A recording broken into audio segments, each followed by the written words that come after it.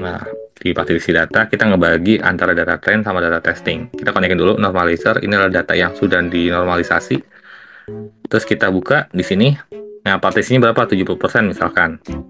Gitu, itu bisa. Atau mau pakai certified sampling juga bisa, yang based on survive.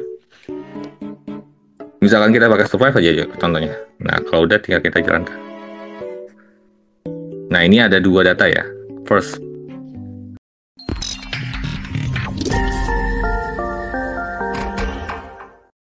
halo semuanya, ketemu lagi di hari ini. Jadi hari ini kita akan melanjutkan materi kita terkait KNIME Analytic Platform. Di sesi kali ini kita akan masuk ke use case yang menarik, yaitu use case Titanic. Mungkin sebagian dari teman-teman sudah menonton film Titanic gitu ya, film yang ada orang tenggelam di laut karena kapalnya karam gitu ya. Namun dari kisah tersebut kita akan menggalinya ya dari sisi apakah orang itu selamat atau tidak gitu ya, dengan berdasarkan ciri-ciri yang tersedia gitu ya, kayak misalkan kelas dari grup tertentu gitu ya, terus usianya, terus tiket yang dia beli gitu ya, terus bagaimana dia berangkat dan sebagainya. Kita akan coba analisis. Sehingga di sesi kali ini kita akan fokus ke kaitannya simple workflow machine learning. Kenapa aku ajarkan di sesi kali ini? Karena menurutku ini bisa jadi alternatif tools bagi teman-teman yang nggak mau belajar coding di platform kayak Python, R, dan sebagainya. Teman-teman mau gunakan platform yang hanya drag and drop saja, teman-teman bisa menggunakan KNIME Analytics ini sendiri. Dan aku coba kasih implikatif dari use case Titanic supaya teman-teman nanti bisa menggunakan ini dengan use case yang lain. Nah, contoh kali ini kita akan fokus ke supervised learning yang kaitannya dengan menggunakan Titanic dataset gitu ya. Oke, nggak usah lama lagi, mari kita coba explore untuk sesi kali ini. Yuk kita explore. Oke, memulai dari platform KNIME Analytic Platform ya, ini adalah use case yang akan kita kerjakan, yaitu use case Titanic Modeling. Nah, dalam use case Titanic Modeling ada beberapa node yang mesti kita gunakan. Di antaranya teman-teman akan menggunakan CSV Reader, di mana node ini akan berguna untuk membaca data. Setelah data udah masuk, kita akan handling missing value, gitu ya, di dalam dataset yang kita miliki. Terus kolom filter, kolom mana yang mau kita gunakan. Habis itu kita juga mengubah tipe data yang numerik jadi bentuk string, karena bentuknya adalah bentuk kategorikal kan.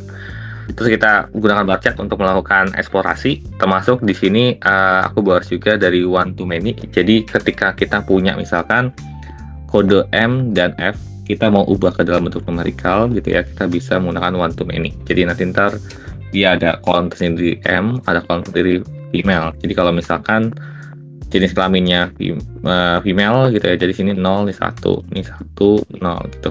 Dia nggak mungkin satu-satu di sini ya, tapi dia akan memilih salah satu kalau bentar misalkan datanya kategorikal. Nah, selanjutnya juga kita akan normalizer untuk tipe data yang numerikal, kayak misalkan age-nya itu 22 tahun gitu ya sampai 66 tahun. Nah, 66 tahun ini akan menjadi boundary buat data-data yang kecil karena dia kelihatan lebih besar kan dibanding data-data yang lain. Karena matematikanya akan membaca bahwa semakin besar nilainya itu akan punya impact-nya semakin besar.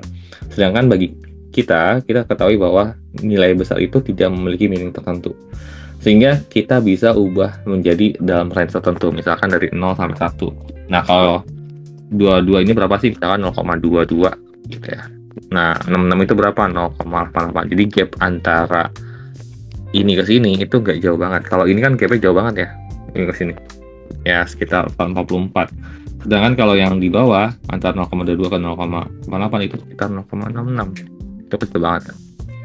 Habis itu kita akan menggunakan partitioning, itu memisahkan antara data training dan data testing, dan kita akan membuat model logistic regression learner sebagai di sesi kali ini. Jadi teman-teman kalau misalkan mau coba yang lain ada banyak di platform KNIME Analytics, ada decision tree, ada logistic regression dan sebagainya. Itu bisa teman-teman pilih. Dan kita akan menggunakan predictor untuk menguji apakah modelnya cukup handal ketika memprediksi data testing itu sendiri. Nah, di sesi kali ini kan karena kita fokusnya untuk machine learning workflow gitu ya, kita perlu tahu machine learning workflow itu apa aja yang dilakukan. Yang pasti, di sesi kali ini kita akan belajar bagaimana menggunakan data collection dan data process gitu ya di KNIME Analytics. Setelah itu kita melakukan data preparation. Data preparation dengan apa? Dengan missing value di handling, column filter, number to string, dan seterusnya. Terus feature engineering, kalau misalkan kita mau create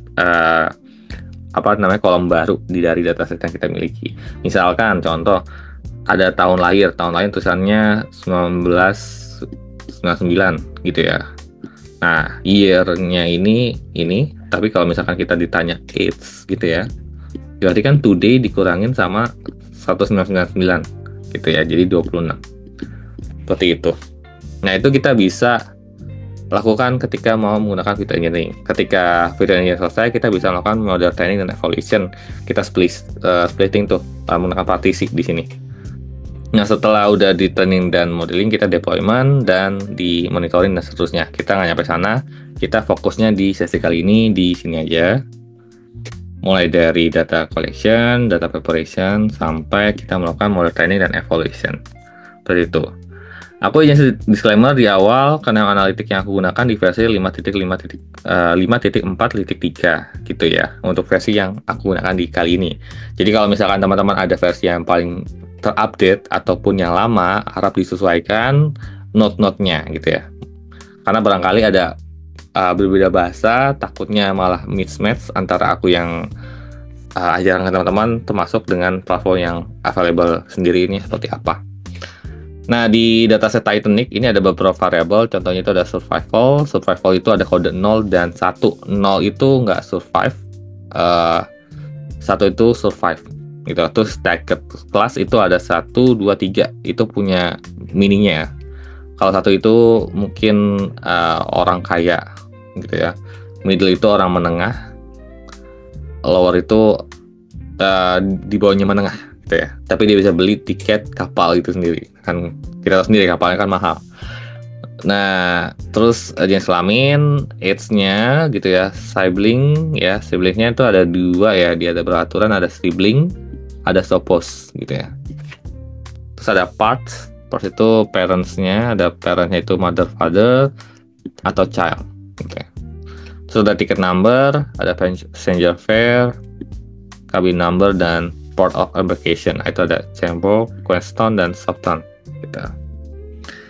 Oke, sekarang kita coba explore lebih dalam di KNIME Analytics supaya teman-teman kebayang nih nanti aplikatifnya di KNIME itu seperti apa. Nanti aku akan mulai dari scratch gitu ya, memulai analisa di KNIME. Mari kita coba cek untuk sesi kali ini. Yuk kita cek. Oke, ini adalah halaman local space dari KNIME Analytics yang aku miliki. Jadi kalau misalkan teman-teman mau bikin per folder juga silakan. Aku udah gali-gali juga terkait Titanic di sini. Ada Titanic Project, Titanic Model, dan seterusnya. Namun karena kita mau si exercise kali ini, kita akan coba mulai dari scratch dari awal. Langkah pertama aku akan create workflow terlebih dahulu di sini. Ya, mungkin aku namain di sini Titanic Learning ya. Oke, ini halaman utamanya ya. Kalau misalkan teman perhatikan, kita kembali lagi ke home. Ini kita udah memiliki dataset Titanic nih di sini, titanic.csv. Jadi teman-teman bisa masukin dulu ya datanya di sini, add file sampai ada titanic.csv di sini. Once sudah, kita baca data tersebut. Masih ingat tipe datanya apa? Tipe datanya adalah CSV. Berarti kita akan baca CSV menggunakan CSV reader. Oke. Terus udah kita buka di sini pengaturan. Oke, wait agak nunggu. Nah, pertama kita pilih yang relatif to aja, gitu ya. Terus kan flow data, kita browse. Nanti dia akan kebuka ke another page. Kita ambil yang itu plus, ambil data yang Titanic sini. Udah di scanning ya, dia akan nge-show dataset yang utamanya seperti apa. Terus kita tinggal klik OK di sini.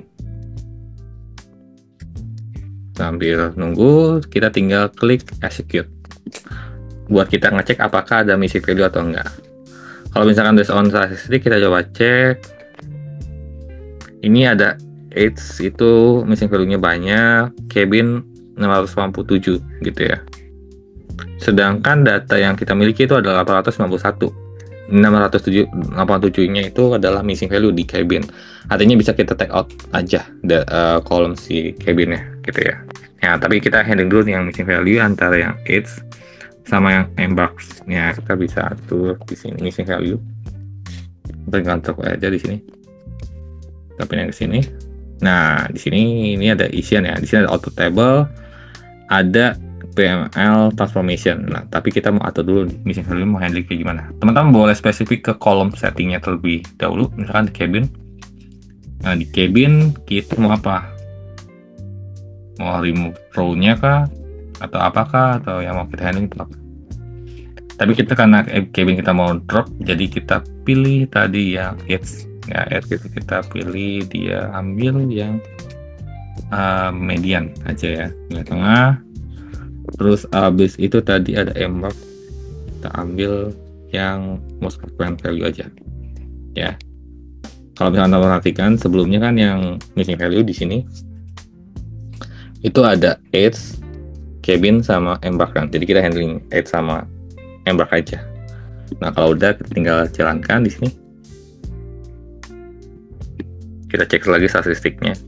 Nah, udah tinggal cabin doang ya yang memang agak banyak. Karena memang itu nggak kita mau handling. Nah, karena kita nggak mau pakai, kita bisa pakai namanya column filter. Di sini. Column filter, kita drop aja.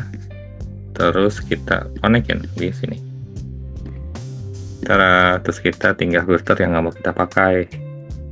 Misalkan passenger ID nggak perlu, name juga nggak perlu, kita kembalikan because perlu, sex, age, tiket juga nggak perlu kayaknya, cabin pun nggak perlu. Jadi cuma berapa nih?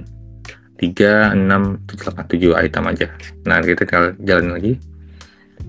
1, 2, 3, 4, 5, 6, 7, 8 item ya yang mau kita gunakan. Setelah itu kita mau lakukan eksplorasi data. Nah, eksplorasi data kita bisa mau ngecek nih yang survive-nya ada berapa banyak. Nah, kalau misalnya teman perhatikan di sini kan tipe datanya number ya. Kita ubah dulu ke dalam bentuk string. Jadi kita bisa cari numeric to string di sini. Number to string ya. Oke, kita konekin ke sini. Buat apa sih? Buat ngevisualisasi bar chart-nya. Kita pilih aja yang survival aja. Nah, kita klik ini, kita klik oke, terus kita ambil bar chart. Oke. Nah, udah, kita konekin di sini. Kita tinggal jalankan dulu sih sebenarnya. Kita jalankan dulu. Nah, terus kita tinggal atur di sini. Untuk survive-nya. Oh ya, ini survive, tapi kita mau ambilnya occurrence count, itu kita tinggal jalankan aja. Nah, kayak gini. Jadi kalau misalnya kita lihat antara survival count-nya itu apa, kalau 0 kan dia nggak survive, jadi lebih banyak yang nggak survive dibandingnya yang survive. Ini sekitar segini. Oke, itu datanya. Terus misalkan teman-teman mau analisis yang lain juga silakan ya. Ini bar chart-nya bisa digonta-ganti lah sesuai kebutuhan. Misalkan mau apa lagi yang dilihat dari bar chart, kita mau akses apa dari data yang teman-teman miliki, sex kah yang mau dipakai tuh, atau misalnya jenis kelamin ya mau dicek mana yang paling banyak. Oke, kayak gini. Ya, itu bisa gunakan ya bar chart-nya banyak. Apalagi misalkan selain itu kita tinggal drag and drop aja. Teman-teman bisa milih sesuai kebutuhan apa yang mau divisualisasikan ke manajemen lah dari datanya teman-teman. Misalkan embark juga mau divisualisasiin juga silakan. Ya, kalau misalkan kita lihat nih embark dari short term, ini lebih banyak ya di kode S dibandingkan kode C dan kode Q. Nah, nggak cuma bar chart aja ya. Kalau misalkan kita mau melakukan eksplorasi, kita juga bisa menggunakan namanya histogram. Maka tinggal cari aja histogram di sini. Ya, misalkan kita mau histogram usia, age-nya itu sendiri. Nah, kita tinggal konekin. Terus kita tinggal select di sini. Ya, dimensionnya age aja dan show. Nah, kalau misalnya kita lihat tentang ininya ya, Tekken terbanyak itu dari 24 ke 28. Jadi masih muda-muda nih. ya mungkin orang kaya baru lah kalau di zaman itu, karena masih muda-muda kan. Nah, sedangkan di usia-usia selanjutnya agak menipis. Oke, ini baru tahapan namanya eksplorasi data yang kita miliki. Nah, dalam menyelesaikan technical learning, kita kan akan membuat model. Sebelum membuat model, apa yang dilakukan? Kita akan coba membersihkan data-data yang kita miliki. Jadi kita akan coba convert number numerik yang dibaca numerik, tapi seharusnya adalah string. Banyak banget kayak ini, zip sp, parts, dan apa lagi, embark juga. Enggak, embark tetap string. P-class ya, P-class juga harus string. Kita convert lah di sini ya. Oke, nah kita pilih yang number to string di sini. Survive ini P-class. Nah ini, sisanya adalah tetap dipertahankan jadi numerik saja. Supaya apa sih nanti? Ini supaya kita bisa menerapkan selanjutnya adalah one to many. Jadi mengubah yang tadi tulisan 3, 1, 3 dan seterusnya kita ubah. Kita cari aja one to many. Sekali lihat implementasinya ya, mungkin agak kurang kebayang maksudnya aku gimana. Kita masukin aja di sini. Nah ini kan angkanya dimasukin. Nah pertama kita pilih yang mau kita gunakan. Survive nggak kita atur, karena ini adalah majority dari pengenalan label. Sedangkan P-class, sex, zip sp, parts yang kita identifikasikan sebagai string ini kita baca semua, terus kita klik OK. Nanti kita lihat hasilnya ya. Nah, seperti teman-teman perhatikan di sini belum ada perubahan. Oh, udah ada perubahan ya. Di sini, oh ya, ini yang lama masih ada. Kita ganti dulu. Remove include. Nah, ini. Yes, oke. Okay. Nah, di sini survive kan nggak berubah nih, age juga nggak berubah, fair juga nggak semua. P-class, nah P-classnya itu yang 1, 2, 3 dia diubah ke dalam bentuk hot encoding gitu ya. Jadi kalau misalkan dia pilihnya 3, satunya ada di 3, tapi kalau dia milihnya 1, satunya ada di 1, terus milih 2, satunya ada di 2 dan seterusnya. Kenapa sih ini? Supaya modelnya itu lebih bagus lah ketika Probus untuk membaca datanya. Nah, ketika kita udah ngebagi gini, kita harus melakukan normalization. Tapi kita lihat dulu dari segi data, ada yang missing value nggak? Nggak ada missing value ya, aman ya. Berarti kita tinggal normalisasi aja data yang kita miliki. Caranya gimana? Kita pakai normalizer di sini. Ya, kita tinggal drop aja di sini normalizer, terus kita konekin. Nah, terus yang mau di normalizer-nya itu apa? Misalkan nggak semuanya, cuma it's sama itu di sini. Karena yang lainnya kan udah di handling dengan hot encoding ya. Ya, kita kalau udah, kita tinggal klik OK. Terus kita lihat hasilnya. Nah, berubah ya antara add sama biayanya berubah, range-nya dari 0 sampai 1. Gitu. Nah, once sudah di normalizer, kita baru masuk ke partisi data. Nah, di partisi data kita ngebagi antara data trend sama data testing. Kita konekin dulu normalizer, ini adalah data yang sudah dinormalisasi. Terus kita buka di sini. Nah, partisinya berapa? 70% misalkan. Gitu, itu bisa. Atau mau pakai certified sampling juga bisa, yang based on survive. Misalkan kita pakai survive aja contohnya. Nah, kalau udah tinggal kita jalankan. Nah, ini ada 2 data ya. First partition sama second partition. Ya, dari data-data yang kita miliki sih so far. Nah, kalau udah, baru kita masuk ke modeling. Kita bisa pakai namanya logistic regression. Di sini ada yang 2 ya. Di sini ada yang predictor sama yang learner. Kita pakai yang learner dulu di sini, baru nanti kita pakai yang predictor. Di learner ini kita tinggal konekin aja, terus yang jadi target kolomnya mana? Survive kan. Sisanya yang lainnya jadi feature. Ya udah, dipilih kayak gini. Buat udah gitu, udah kita klik OK aja. Di sini kita bisa atur kayaknya outputnya.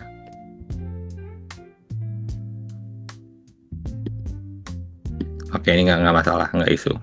Oke. Nah, sekarang kita tinggal jalankan. Nah, ini udah dilatih modelnya. Selanjutnya kita, ini ada outputnya, coefficientnya berapa. Nanti kalau misalkan teman mau lampirin ke misalkan bikin paper, ini juga udah ada coefficient, standard errornya, score-nya, terus model learning properties juga udah. Sekarang kita masuk ke prediktornya. Di sini prediktornya kita ambil, ini kita konekin nih antara ini ke sini ya, terus kita masukin data testing. Cuman biar nggak bentrok, kita ke bawahin ini. Oke. Nah, udah, terus kita coba prediksi. Di sini kita jalankan. Nah, hasilnya kayak gini ya. Ada survive, it's sama, lihat outputnya di sini survive. Nah, mungkin ini kita lihat ya, hasilnya antara ini hampir mirip ya, similar ya. Nah, sekarang kita bisa mengujinya, reliability dari model yang kita miliki. Kita pakai explorer ya, kita explorer ke sini, tembak aja. Oke, yang kita coba cek, first column-nya adalah survive, second column-nya adalah prediction ya. Yang prediction yang tadi di model ya, regression predictor yang kita jalankan. Nah, nanti kita memerlukan informasi di sini, tapi dia udah membantu. Kalau misalkan teman-teman perhatikan dari sisi coefficient metric, nah ketika dia 0, dia udah bisa menebak 143, namun dia ada error di 22 gitu ya. Terus kalau misalkan 1 dia udah bisa prediksi, tapi dia juga ada error juga 22. Seperti itu. Nah, kesimpulan ini juga kita lihat dari akurasi statistiknya. Kalau misalnya teman perhatikan, di akurasinya tuh di 0,8 ya, atau 83%-an sekian gitu ya. Terus dari recall-nya di around 0,8 sekian juga. Seperti itu. Jadi mulai kebayang ya teman-teman, antara workflow dari ngambil data sampai melakukan analisis di Dynamic Analytics. Kalau misalnya teman perhatikan, ini aku nggak ada ngoding sama sekali ya, aku cuma drag and drop aja, mulai dari nyiapin data sampai melakukan modeling. Nah, dari modeling ini banyak banget teman-teman bisa cari, ketik aja learner ya. Di learner ada SPM, ada SOTA, ada fuzzy, ada Naive Bayes, ada Dysentery dan seterusnya. Teman-teman boleh coba ya. Beberapa tools ini, XGBoost juga udah ada di sini gitu. Nanti mungkin kita akan bahas lebih detail terkait use case lainnya menggunakan model-model yang berbeda dari logistic regression. Sekian dulu dari aku untuk sesi kali ini untuk use case Titanic. Teman-teman boleh coba ya drag and drop di Dynamic Analytics untuk menganalisa dataset Titanic itu sendiri. Sekian dari aku dan sampai jumpa. See ya.